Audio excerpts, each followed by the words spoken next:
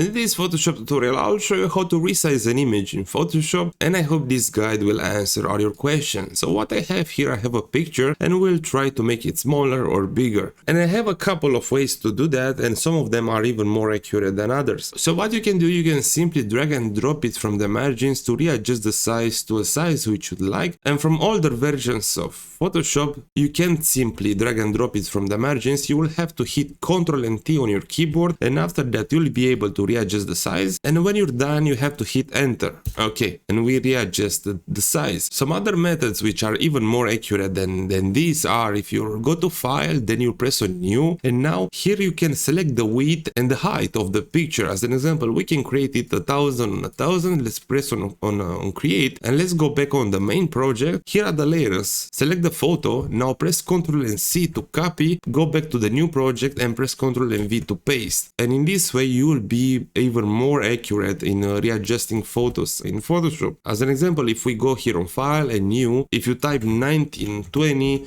on 1080, this is the full HD resolution, and if you reverse those, as an example 1080 on 1920, this is the TikTok resolution or the YouTube Shorts resolution. Something which I forgot to mention when I first recorded the video is that you can readjust the size of an image in Photoshop without the height and the width to grow equally. So if you hold Ctrl and T to start readjusting the size, and now if you hold Ctrl on your keyboard and now you drag and drop it from the margins, you can do stuff like that. So the height and the width will not grow equally. All you have to do, press Ctrl and T to start readjusting the size. Now hold the Ctrl on your keyboard and drag and drop it from the points on the margins. So this is how to resize an image in Photoshop. I hope this tutorial answered all your questions, and I hope you have a great day.